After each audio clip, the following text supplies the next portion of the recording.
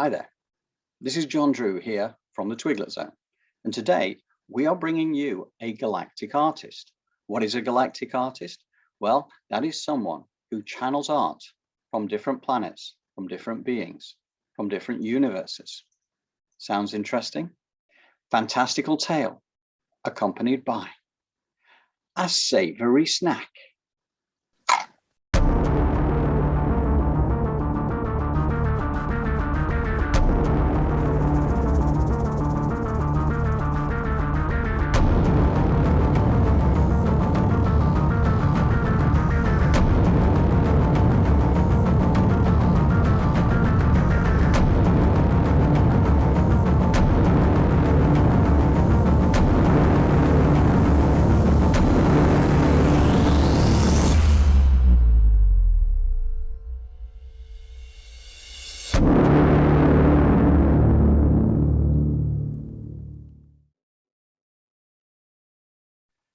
Hi there, Elevated Planet community. This is John Drew from Elevated Planet, and today I am having a conversation with Fay Vale. Fay is a galactic artist, and you'll see her book here. I bought her book. It's wonderful. It's amazing. The images are fantastic, and I'll share a little bit more of that with you shortly. But first and foremost, hi there, Fay. How are you doing? Hi there, John. Pleased to meet you and be on the interview. Thank you for inviting me. Well, thank you very much for being here, because you know I love what you do, and I'll go into a little bit more detail for the benefits of the community as we go through this. I got Fay's contact details through Miguel Mendonça, who is an author that I very much admire, and he suggested that I speak to Fay because she had a lot of interesting stuff to share, and sure enough, she did. We had a long conversation going back to kind of get to know each other. We have some significant plans to develop things for the future, to start to share more of this thing, not just with the community, but kind of spread it out a little bit further and wider. So I'm excited about where that's going to take us, Fay. First and foremost, I'm going to just start with just a few questions, just to start to frame things for the community, so they kind of get to understand who you are and how this has evolved over the years, if you like. So the first question is, when did you have your first encounter that kind of took you to this galactic side of things, the UFOs and extraterrestrial? What was the first time that anything ever happened in your life like that?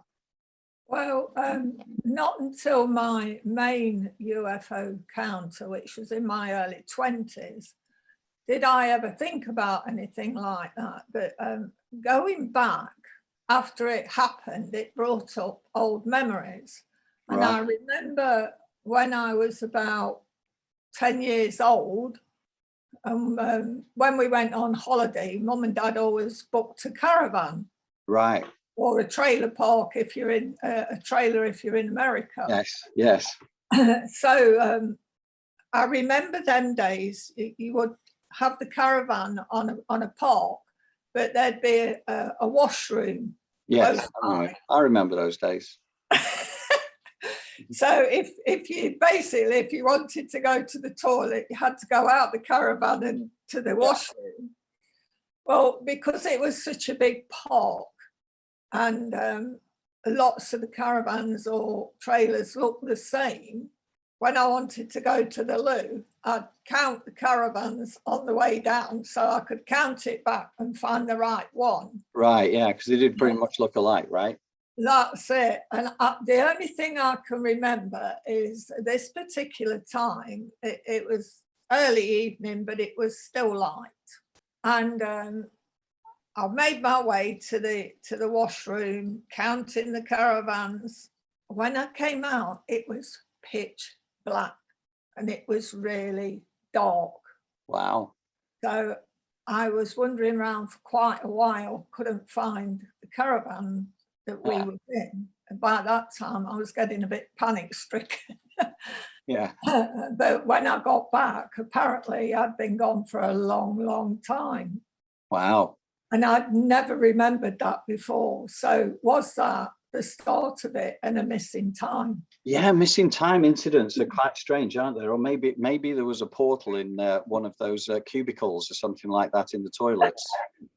Took you to another world. But you know, I'd never really thought about it before, but Yeah. I can still put myself there now and feel how lost I felt when I came out.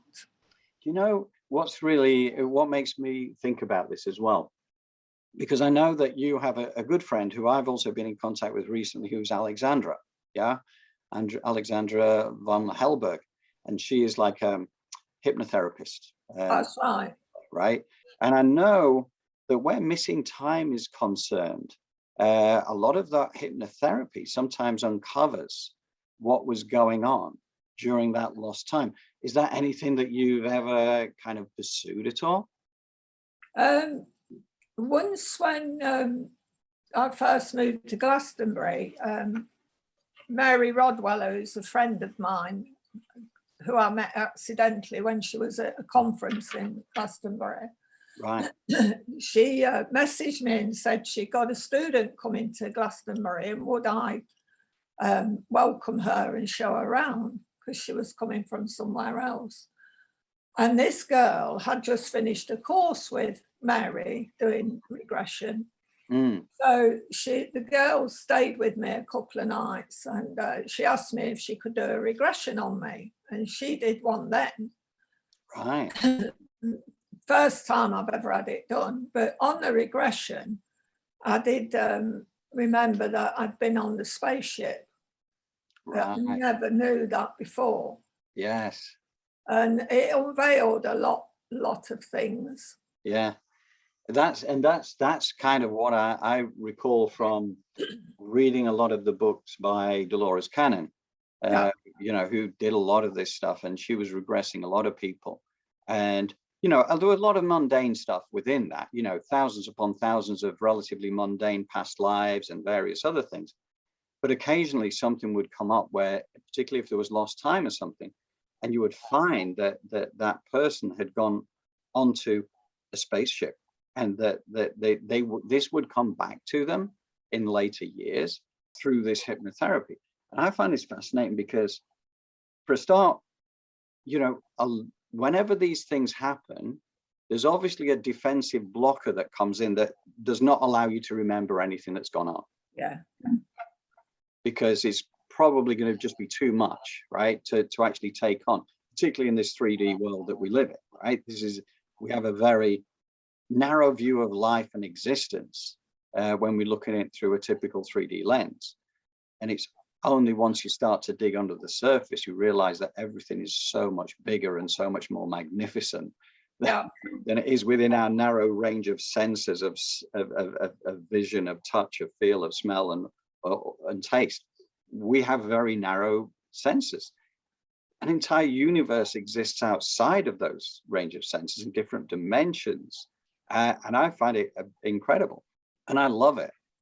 Yeah, it's a bit like a horse with blinkers on, isn't it? And it's tunnel vision. And then when you start connecting and it opens up, it just is infinity itself, because it just goes on and on and on. And the more you learn, the more you seem to allow in. Yeah. And you know what the curious thing is as well, from my personal perspective, is that when I've listened to books, read books, whatever, there are certain things that resonate immediately as absolute truth. And certain things I would question and say, well, it doesn't feel right. But certain things, it's not like I'm learning it for the first time. It's like I'm reading it, which is allowing me to remember what I already knew.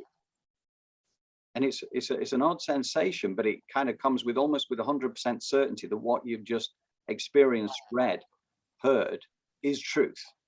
Yeah. And therefore you can step forward. You've now remembered, you've taken another step forward. But when you went back when you had your hypnotherapy session then, and you realized you'd been on a craft. Yeah. Did you remember what the craft was like? Yeah. In my last experience, when my art began, I was driving home with a friend. She was driving, and a white owl flew straight across the windscreen and settled on the tree at the side of where I was sitting. She was driving. And when I had the regression, the white owl morphed into a being. And he was the one who took me on the ship. Right. And I can remember, the most thing I remember about that ship was the floor, for some reason. And it was like, you know, when they put concrete floors down and it's all bumpy, Yeah. it was like that. And it was a dark grey, but it had tiny little red lines running through it. And for some reason that stuck in my head. Right. But the ship, the left-hand side of it was like a massive, massive window. Right. And there was all planets and routes where ships went to, but it was all moving all the time. Wow. A bit like our sat-navs, but way, way more sophisticated. Sure. Yeah. So that was the whole side of that ship, and it was that sort of circle shape. Right. In front of me was two doorways. They never had any doors on.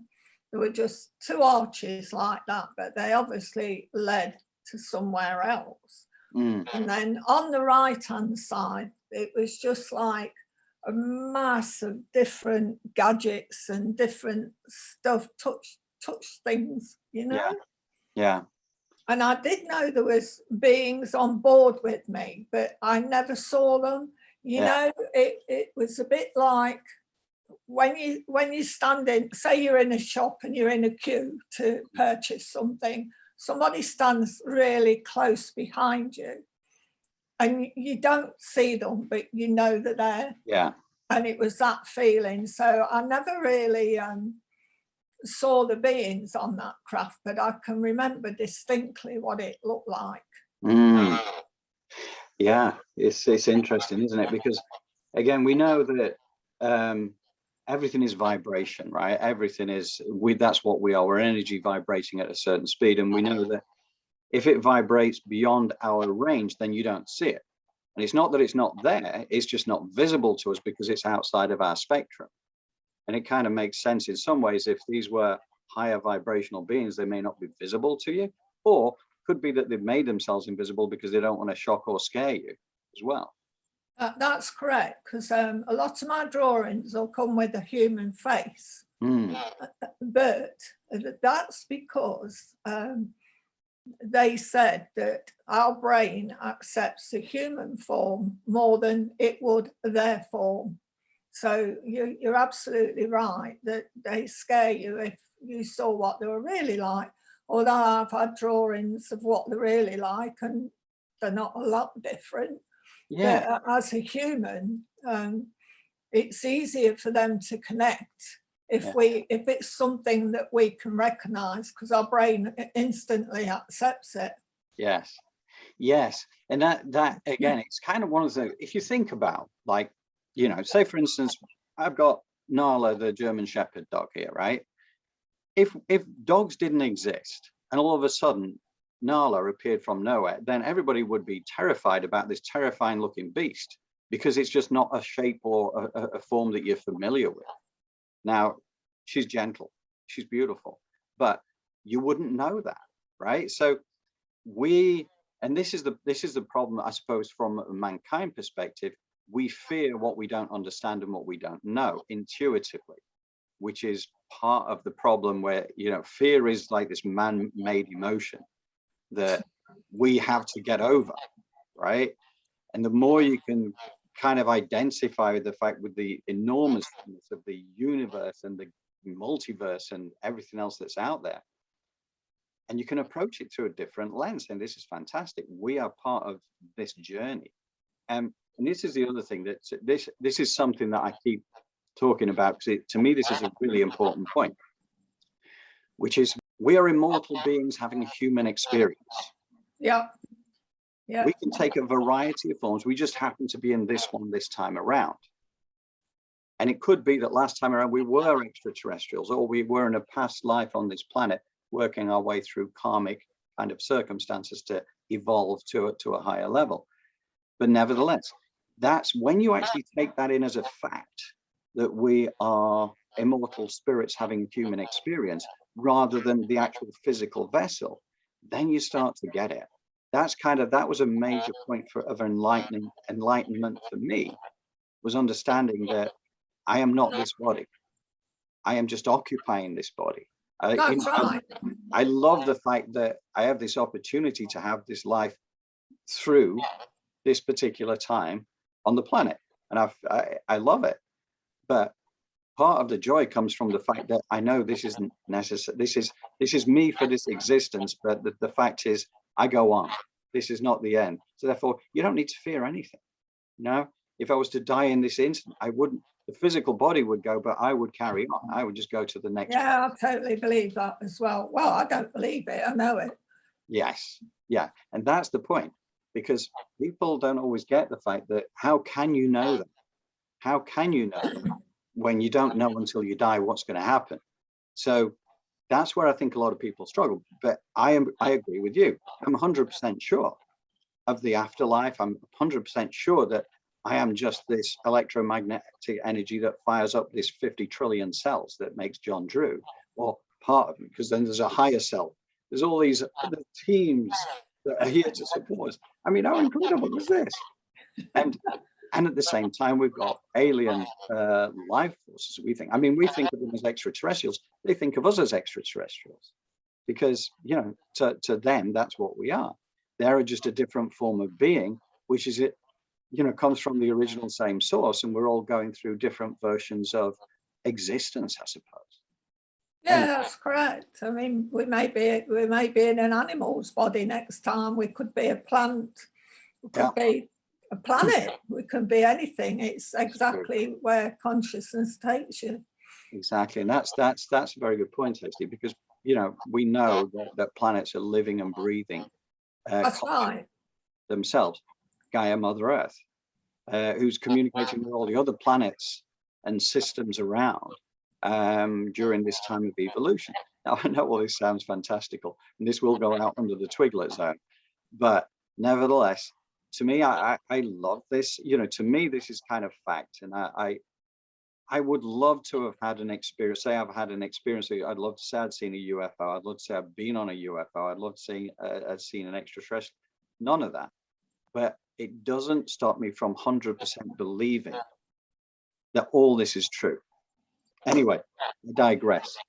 So I think it's how much you allow to come in, and how much, as I call, you've been barcoded.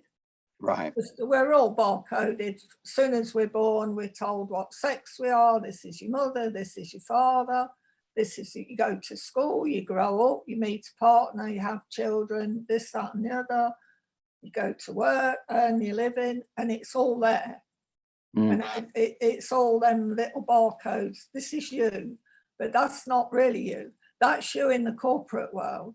But in the amazing world out there, or worlds, or whatever it is, you are so much more. But because we're stamped with this thing, it's so difficult for a lot of people to move past that, because they're so in that. And that's what causes the fear. Yes, it's this conditioning and programming that we get in life, right? And it's designed to keep us small. It's designed to keep us believing that this is us, that we are the physical vessel. We can die. We may never come back again. It's, you know, and then everything is around fear. And there are those out there who like to maintain control of what's going on. So they promote the fear. They promote the division energy, which helps us to be controlled, because once you're under the influence of fear, then you reach out to those you think can protect you. Yeah, correct. But once you become fearless, then you become independent again. Well, they're powerless when you're fearless. Correct. So it's just a case of finding that, identifying with the fact that so much of this is just this false version of reality that's being created for us that is designed to keep us small. So, and once you get through that, it's a beautiful thing. Now, do you think that you have ET roots yourself in terms of past lives and things? Do you think, because I've heard that a lot, where people have these things, you know, things like you've experienced, tend to find that there are galactic roots there that have created this in the first place. Yeah, well, I've always been attracted to the moon for some reason. It's always fascinated me from being a child, but that's a lot of people. But when I was with my family when I was young, I never felt like I belonged. I always felt like I was adopted, the odd one out, which I still feel. Right. But my family is just ordinary people, you know, 9 till 5 jobs and whatnot. And so I find it, without being rude, don't get me wrong, I love them all to bits, but I can't connect with them. Yeah. Because we're on different levels.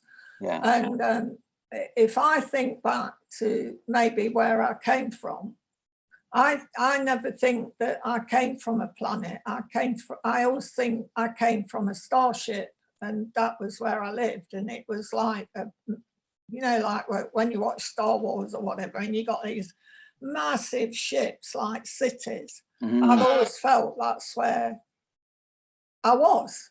Yeah. And it's really difficult when you're on Earth because you never feel like you can find home.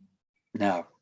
And I've heard that a lot. Yeah. I've heard that a lot from people who struggle to associate with the density of the planet. Yeah. Because life, and again, this is one of the things I understand, that life on planet Earth is actually one of the most challenging places to come for a life experience. And we come here for a life experience. We set out in advance what we want that to be. But also at this time, because we are, whether it's shifting dimensions, third dimension to the fifth dimension, or whatever it is supposed to be that's happening, that's evolving us to the next level, which I believe is happening over these next few years, decades, whatever. Yeah. But there are a lot more extraplanetary hybrid types or star seeds here on the planet, because they're not stuck in the density.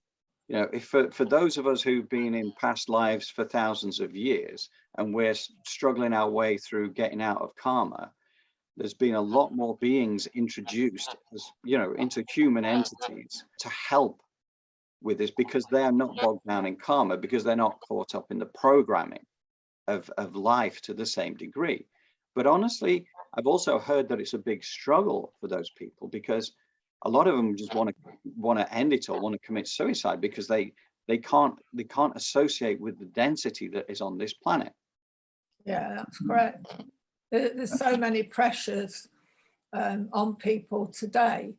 And being a light worker, it's a big pressure at the moment, because we're trying to open people up and get them to see the bigger picture. And you're working hard. We all work hard to try and help this to evolve and to begin to grow into what it should be. So we're like sort of mercenaries in a funny way. And it's just as difficult for the light workers, because it's so hard to get your side of it over, because most people are so programmed. And unfortunately, on the Earth, there's a lot of greed and power. And greed and power can do a lot of things. So you've got them added difficulties. But because we're so open and allow consciousness to come in, we can keep going, because it's like, say you was trying to learn a script, you have to go it over and over and over it again before you can speak it without reading it. And it's the same thing, and this is what we're doing. We're just going over and over and over it again. And as soon as there's even one person who can say it out loud without reading the script, we've worked our magic. Yes. Yeah. It's You know, I like to think of us as maybe as benevolent mercenaries then. That's kind of like a way of looking at it, as light workers.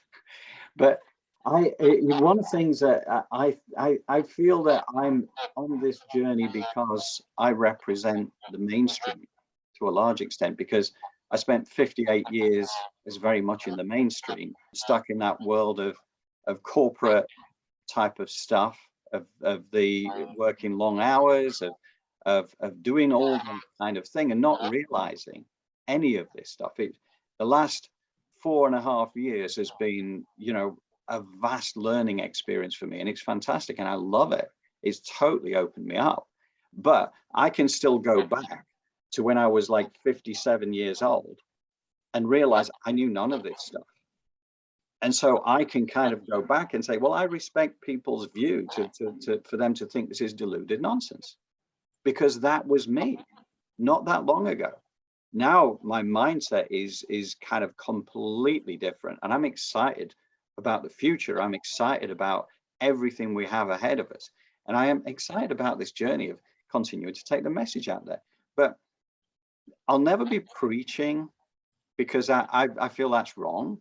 I think that all you can do is share your truth, and for people then to pick out of it what works for them and to ignore what doesn't. Because everybody has a time when they're supposed to come online, or maybe they'll never come online because they're not supposed to. Yeah. But it's not something you know you can force. But for our part, we can just keep putting the information out there and actually make it the joyous celebration of life that it's supposed to be. To me, that is a key, because life is not supposed to be full of fear and stress and anger and judgment and violence. None of that. This is supposed to be about living, you know, from the heart, living in joy, plenty of laughter, plenty of fun, plenty of karaoke, whatever it takes, you know. But it's about celebrating life, because we're here. We might as well enjoy it. And the more we share in this community consciousness of these highly high frequency, what I'm trying to say, the more we share that, the more it kind of multiplies outwards. And therefore, you know, after a while, people realize they have a choice. Yes, you can be stuck in fear, stress, jealousy, anger, judgment, or you could do this instead.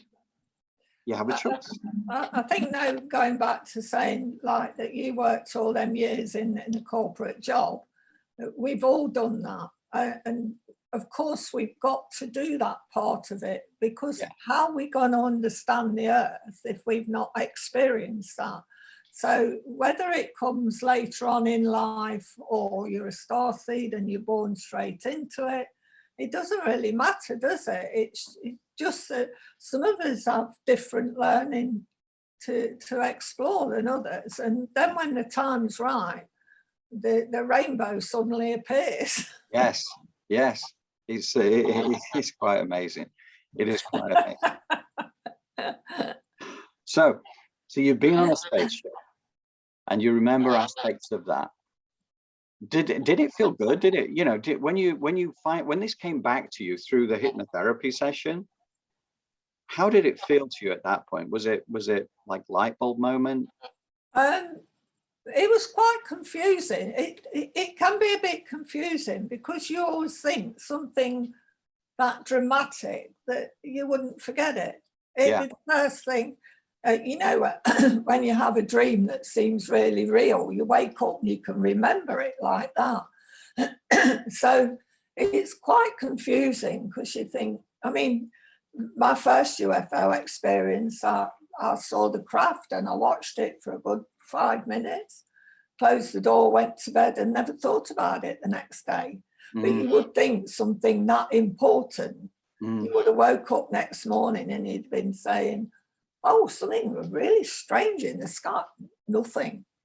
So like you were saying, it's like a veil comes over and covers it up. So when you have a regression and then you suddenly realize, hey, I was on a craft, it's quite confusing that the two don't link automatically. So yeah, but then the more you know about it, the more you remember. Right, right. And I think you get to remember when the time is right, because it's almost like a defensive mechanism, like your higher self or whatever allows you to to remember things. It's kind of like you talk about Mary Rodwell, who, I mean, she's hugely well known in this line of work, right? In terms of the hypnotherapy and everything else. I mean, she is one of the topmost in the world, I would say. And you're right. Forward on your book as well, which is nice.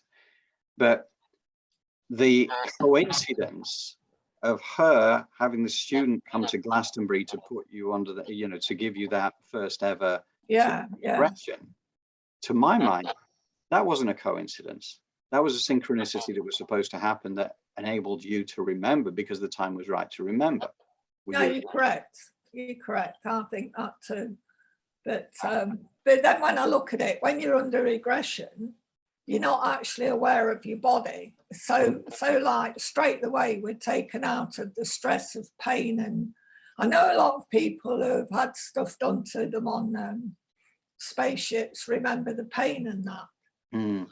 I mean, I've had several things happen to me and woke up with different marks and bruises and strange things on my body.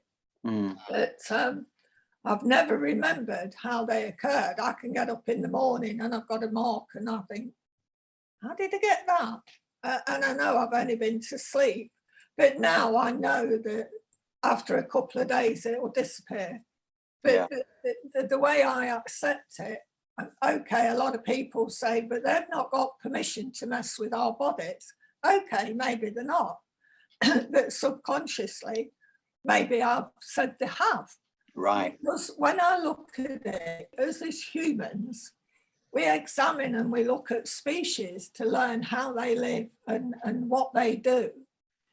And I think it's the same thing, because through my writings, lots of ETs don't understand emotion because they don't actually have emotion.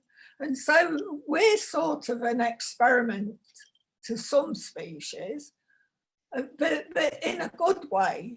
And they would hurt us and we would feel pain because they don't know what pain is. Yes. It sounds crazy, I know, but and I had writing once to ask me about fear because they said they couldn't understand fear. So I corresponded back and said, well, we have different types of fear. There's fear if you're going to lose your life, say somebody's got a gun at your head. There's fear maybe if you're going for an important interview. And then there's other fears about several things. So, and there's actually a fear that we put on ourselves when we go on fairground rides. Right. So there's so many different fears, and this is why we are taken, and sometimes things are done to us because they're trying to understand. The more they understand how we work, they can work with us. So like they said, if they could conquer fear, their communication would be just like that. Yes. So there's lots of aspects to. I mean, nobody likes pain, but then if the pain is moving forward to being more of a union, more of one, then hey ho, some of us have to do it. Yes. Well, as far as I'm aware, it's never happened to me. I've never woken up with any strange marks and bruises and stuff. So I think that's an experience that still awaits me at this point. But to your point, though, again, a lot of the stuff I've read over the last couple of years in particular, it turns out that the point you made about you don't, like other people saying, well, they haven't got the permission to take my body to kind of do tests on. But from what I understand, that once you tap into the higher self says, oh yeah, no, we gave permission before she was born. Exactly. Because they understand that we are not the physical body. That's right. I mean, it's only like looking at a car you're going to buy and make sure the engine's running, this, that and the other. It's the same thing, and they're just curious, the same as we're curious. I mean, I do believe that they found bodies in Roswell and they've had ETs loads of times. Yeah. What they done, they've experimented on them, they've looked at them, they've found everything. It's the same thing. Yeah. What they don't understand is they're on about, oh, there's all these UFOs, is that a threat to security, is that and the other? But that's regardless of how much stuff we're sending out up there. It's crazy. Well, the thing is that I suppose because the human race is so steeped in emotion, it also makes us very dangerous relative to most species, because we have aggression, we have fear, therefore we have the need to defend ourselves, and we defend ourselves by attacking people and by attacking others. And therefore, one of the things that I know that, or I believe, certainly in terms of the extraterrestrials and other life forms, is that they have to be careful about how you approach mankind, because there's a defensive reaction, and there's also large political types that are out there. That's right. Around for a long time, who want to create the fear agenda because it maintains control. And if they need to create fear around the alien types of existences, then that's a great way to do it, because we don't understand it. We don't know what they look like. They look very different. They, so there's plenty of reasons to have fear around that. And that's one of the risks, I suppose, to a degree, is that the governmental forces will, we call it a false flag event, make out we've been potentially attacked by alien beings, and therefore we need to get our retaliation in first. And it's crazy stuff. But, we know that there's been so much suppression of information at that level, at that high level. You've experienced things directly yourself. Millions of people around the planet have experienced something similar. But one of the chief weapons that there's been over the last, certainly few decades, has been ridicule. Right? Because promoting ridicule every time when somebody has an experience, and then the word goes out, now they're absolutely factually correct in everything they've experienced, but what they get back in return is ridicule, which is prompted, whether it's through the authorities or whatever, it's encouraged through the media to ridicule this stuff, because that is a defense mechanism. Because at the end of the day, the person then just shuts up and says, okay, well, I've made myself look like an idiot. I know that what I saw and what I experienced was true, but I can't talk about it. And therefore, it's a way of shutting people up. That's right. But I think we're going to move beyond this now. I think the time has come for us to take these steps forward. And, people may live in that alternative reality for a while of the conditioning and the programming, and that's fine. But I think opening this up as we are is the right thing to do, and it's why we're here. So, Fay, can I just bring you to the Galactic art, because this is one of, obviously I've experienced the stuff you've done. How did that first come to you? How did that start to manifest itself through you? Oh, and can you explain to the community what it is? All right, it's channeled art, but it's messages from ETs and other planets, but it comes in the form of art. I always believed that the Egyptians were an ET race, and they left all their history in art, because art's a universal language.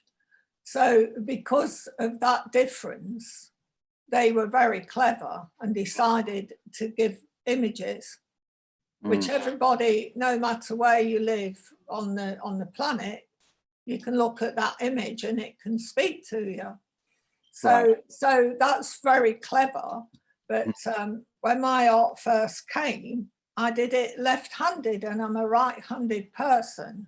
And most people who have a dominant hand can't control the other one at all. You can try and do stuff, but it's never the same as with your dominant hand. So when it first came, it was like a 2-year-old scribble. And it was only after doing it for about 6 weeks that images began to appear.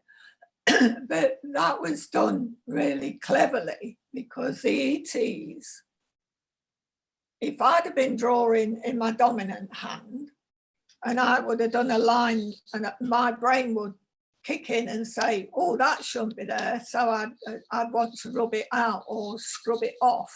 Doing it at the left side is a clear channel, because you have no control of that hand. Well, some people do, but not many. It can be controlled, because my brain doesn't come in and say, oh, that's wrong. Right. So it's a clear channel. So yes, that happened over about 6 weeks before they got the image through. But after that, I mean, I'd be up at 3 o'clock in the morning just knowing I've got to get paper and pencil and and start doing it. And it was so compulsive to do. Yeah. I didn't know what I was doing. I hadn't a clue. And it was nothing like they are to do now. When I first got it, I was drawing military stuff. Yeah, yeah. I was drawing tanks, battleships, anything, men with guns. Yeah. But what it was leading me up to was the craft. Because from the men with guns and that, I went to landing strips, and then I was drawing aeroplanes on runways. And then I started drawing rockets, ready to go off. And then after that, I got crafts. So they sort of introduced me from the technology we had right up to, it's so clever. And me being, you know, female, I've never been interested in tanks and things. If I was a guy, maybe, but no. So it just completely blew me. I even got drawings of graveyards where people in the war had died, and the dates. And then when I looked on the computer, they all matched up. Wow. So it was like they took me through the history of the military side of it. And when I think about it now, lots of sightings are seen over military units. Yes, absolutely. So but that goes back to what you were saying earlier about how they keep their eye on what's going on that way. So like from then it went to rockets, and I got maps of where the craft went. I even got plans for an airflow system. Wow. Different things about energy, and lots of scientific stuff that I couldn't really understand. Right. But so that's all in my drawing books. I've still got all my books. And when my first things happened to me, I kept diaries. Because I had bins in the bedroom and all sorts of scary things. Wow. But I used to write it down. I'd wake up and write the time down that it had happened, and describe or draw what was in my room. So it was the only way I could cope with it, was to do diaries, because I couldn't speak to anybody about it. I never spoke to my husband for 2 years about it. I used to hide all my stuff. Because if you came home from work and your wife said, oh, what have you been doing today? Oh, I've been communicating with aliens. I'm sure I'd be in a straitjacket in some hospital somewhere. Yeah.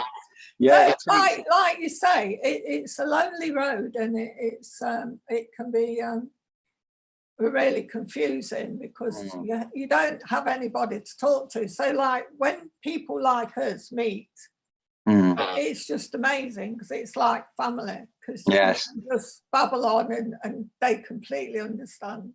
Yeah. Yeah, no, it is beautiful to create the community around it. And it does take an understanding partner to kind of allow you the latitude to follow what you know is happening, but makes no sense from a mainstream perspective. No, it doesn't. It doesn't. Yeah, it's it's fascinating. Now, and I'm gonna show this, because I had a galactic reading from Fay, a reading in art, and this and the way this works, and again, this is for the community. the way this works is that Fay does readings and will produce you with this booklet that I have here. And the way she does it, you send a picture of yourself so that she can read your energy. And then this is it, right? In fact, Fay, you tell me. I don't need to explain it. You do it. Well, I didn't realize I could do it for a long time, but then, of course, like if I can read from the images I get from the ETs, then I'm obviously reading the picture and I'm picking up the signals that they're sending. So I did it for a friend once, and she said, that's amazing. And so then I thought, well, I must be able to do it for other people, because lots of us appreciate a message for life, something that's going to help us. That's why people go to mediums and that to get messages from past loved ones, you know, palm readers, it's all the same thing in a way. It's just tapping into the information that's there and you receiving it and putting it out in a way that the person can understand. So basically how it works is if somebody wants a reading in art, they send me a photo of the self, just do it on email online. As long as it's a full face photo, because I have to focus on the face and connect to the energy. As soon as I do that, then I'll begin drawing. And it's the same thing as the ET connection. And I never know what image you're going to get. Lots of people have animals, whatever comes is what your images is put on this paper. And then from the images, each line and colour will tell me what it's there for. And then I just write it down, and some things are really bizarre, but you have to put them. Well, you had a bizarre one, didn't you? I did. But a lot of it does, you know, it makes sense. And here's the odd thing as well, is that one of the things that was in my reading, which didn't really, I was thinking, well, where does that come from? And you were asking the same question, because it was a vision of, it was Marilyn Monroe, right? You got a vision of Marilyn Monroe during this particular reading. And you didn't understand what that meant necessarily, albeit that it could be because there's a longer story behind this, but Marilyn Monroe was believed to have been assassinated effectively because of what she knew, which covered a variety of things, but it was pretty much related to the Kennedys, and that was the reason. And because they've proven within the reports that she didn't take the pills that were scattered all around her. There was poison in her system, but there was none of those pills in her system. So therefore it wasn't that killed her. And, you know, maybe she was assassinated because of what she knew. Now, I'm not suggesting that I'm likely to be assassinated, but it was only, I've not thought of Marilyn Monroe for decades, but within a day of receiving this explanation from Fay, I was listening to an audiobook as I was driving down the road. And the next thing was they were telling me all about Marilyn Monroe and the fact that she'd understood things relating to spaceships, because she'd heard it from the Kennedy brothers, because they knew a lot of things and they were looking to disclose certain things. Exactly. And they were demanding information from the CIA. They were demanding information from NATO and to align them with the Russians as well, for that matter. They were looking to or NASA, not NATO, with NASA, aligning NASA with the Russians, and this is what they were wanted. And then, unfortunately, the president got assassinated. Marilyn Monroe died, and it you know, okay, conspiracy theory, but it was amazing that the day after I got the explanation from you, as best you could work it out, I then get this audio book telling me everything about Marilyn Monroe that I needed to know. So anyway, it's a curious thing. But yeah, talking about having to just tell it as it comes. Don't judge it, put it out there. Now, I'm going to show you this because as best I can on here. In fact, I'll probably put a proper picture on there, but this is the drawing that came through. And then there's the full explanation over a couple of pages of exactly what each section of that drawing represents. So that drawing came through. The information that backs that up, does that follow it after you've finished the drawing? Usually, hopefully. Yeah. So it's kind of in that order. So first off, the drawing comes through just in whatever way it's going to come in, and with the different colors and all this kind of thing. Then afterwards, the information. I just sit and look at the drawing, and it's like each bit talks to you and you just write it. That's why, like the Marilyn Monroe, that it was like just a flash of her. But that was, I believe that was in there because her death stopped us from hearing more about the ET program. Yes. Because Kennedy was about to speak about it. He got assassinated.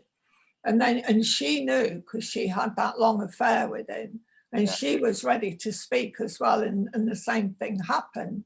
So they were trying to, because you've got such an inquisitive mind, they were reminding you of that and bringing it into your concept to make you curious. And it was really strange that you got it the next day, but it was meant to be. Exactly.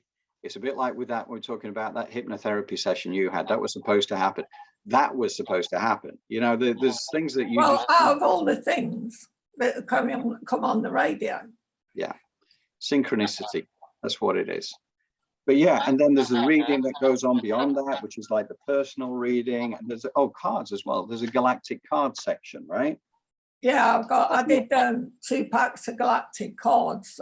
One with my first drawings on, because it was a way of getting the drawings out there and speaking to people. And then I had so many drawings of animals from other planets that I did a card pack of planetary animals with messages on. Because that goes back again to when I talked about them experimenting on us to find out where we live, how we live. That's what's happening with the animals as well. And that when we had the cattle mutilations and that, and they were taking parts, they're trying to put animals' best assets together, clone them actually, in a way, I suppose, so that they can survive on other planets, because they're trying to re-inhabit planets that have been barren for a long time. Yeah. And that's, again, that was one of the realizations that came to me a little while ago as well, is that, you know, we get worried over the defense of our planet versus these extraterrestrials, which actually completely ignores the fact that the reason we're here in the first place is because of extraterrestrials. They effectively help to create mankind. They help to create life on this planet. And they've been here throughout, from the dawn of creation to today. So therefore, we think of it as our planet. It was their planet before it was actually ours. So we don't need to get defensive about this. And the other thing is that they are millions upon millions, if not billions of years ahead of us in technology, because, you know, we look at this and say, okay, well, we need to defend ourselves against these people now, or against these beings. The fact is, their technology is so advanced that if their intention was to eradicate the human race, they would have done it a long time ago. Oh, they've got the means if they wanted to. And they've stopped a lot of, you know, I know that they've disarmed a lot of nuclear devices over the decades. And, you know, the military don't want this to go out there, because they don't want the public to realize that actually these beings have the ability to disarm the weapons that are out. Exactly. And it's happened so many times when they've sent stuff up, it just not worked, or it's... Yeah. Well, I know that they actually sent something up to the moon, didn't they? They were trying to do an explosion on the moon, an atomic explosion on the moon. And that got disarmed. And they knew it had been disarmed by extraterrestrials. But, you know, you kind of look at it and think, wow, mankind, we could be such idiots. You know, I mean, why? Why do we want to do this? And I think part of the problem with nuclear weapons is that the impact is way more than just on mankind. It's kind of... of course it is. It sends shock waves throughout the universe and disrupts. It can knock a planet off its axle, and it can do so many things, and we won't be allowed to do that. hopefully. And it's cross-dimensional as well, because, you know, if you think this planet, we're here within this third dimension. So we see third dimension things. But if you think, okay, well, dimensions go up at least as high as the 11th dimension.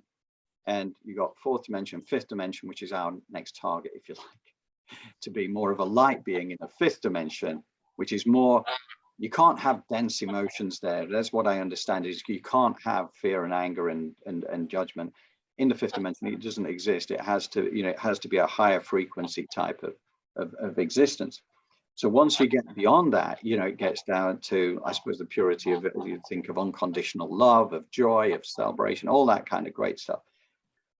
But this planet, there's way more than us exist on this planet. There's way more than we can see on this planet. So when we're doing things like triggering nuclear devices, this is cross-dimensional. You know, this is disrupting the Earth, and this is disrupting not just our dimension, but other dimensions as well as out into the universe. Yeah. So, yeah. Yes, we have free will, but they have to, I presume that the fact is they have to regulate us from time to time to stop us from destroying ourselves and others along the way. That's right. No, that's right. Anyway, I digress with the Marilyn Monroe thing. This reading is fantastic. I love this. And I'm also going to, you know, it's fayvale.com. It's www.galacticart.co.uk. Thank you. I'll put that link up there. But I encourage people, the book is fascinating. The foreword by Mary Rodwell tells you that this is... I'd just like to show people the writing that I get, because oh yeah, please do. People are fascinated by that. So that's the sort of correspondence I was getting for a start, and then I thought, well, it's a two-way connection, so I asked them if they would write some of it, if they'll translate it for me, which they do now. Yes. It wasn't instantaneous, so it took about 6 weeks, and the spelling was atrocious. But it's getting better. Yeah. Well, I know that I got my own little piece of light language on there on my drawing as well, with an explanation. And that's right. Some people get, not everybody gets light language, but some people do. But it is because you're evolved, you see, you're more likely to tap into that than somebody else, or those other people have had it. Well, I would encourage anybody who is curious to go onto Fay's website and to have a look. And if you wanted to have your own kind of version of this, I would recommend it. And I know there's like a less expensive version of the same thing, but you'll see it all on the website. And the book is amazing. How many years of work, how many years have you been doing this now, Fay, in terms of the Galactic? 50. Wow. A long time. But well, it never leaves you once you get it. Yeah. No, it's fantastic. I love it. So thank you, Fay. I appreciate this. Please do. I encourage the community to take a look at the links into the website and to explore it for yourself. And if it resonates with you, then get in touch with Fay, because I guarantee it is amazing. It is amazing, and I'm really grateful to you, Fay, for what you did for me on this reading in art. Pleasure. But more than that, I mean, I'm excited about the future that we have within the community to get out there face-to-face events, right, to bring this to people and kind of make this beautiful sensory experience, and people can see it for themselves. And you know what? If it's not for them, that's fine too. If they just get out and enjoy their day, if they enjoy the event, that is a success on its own. But for some people, if they have a moment of epiphany, that kind of think, well, actually, I think that this might not be just deluded nonsense. Maybe there is something to it. Then that's a good thing as well, because we can provide plenty of backup information that helps you on your journey, because it is a beautiful thing. Honestly, I love this. And speaking as a mainstream person of almost 58 years, before I even began this journey, I guarantee you that you wouldn't regret it as and when you decide to step across that threshold and explore it. So Fay, thank you very much again. truly appreciate it. And I'm hopeful we're going to do this again before too long anyway, because I think we have a lot more ground to cover. That's fine. Thank you for having me on, and hopefully there'll be a few people there who have been silent who now feel a bit more confident to share. True, very true, because that's part of this as well. I mean, there's a lot of mainstream folks out there, as I was, that kind of struggle with this, but there's also a lot of people out there who struggle to share it because of the fear of ridicule and Correct. That's correct. So come on out. Anyway, thank you, Fay. I appreciate it. And thank you again to the Elevated Planet community for tuning in. And we look forward to bringing you yet more fantastical tales with a savory snack on our Twiglet Zone sometime very soon. Thank you.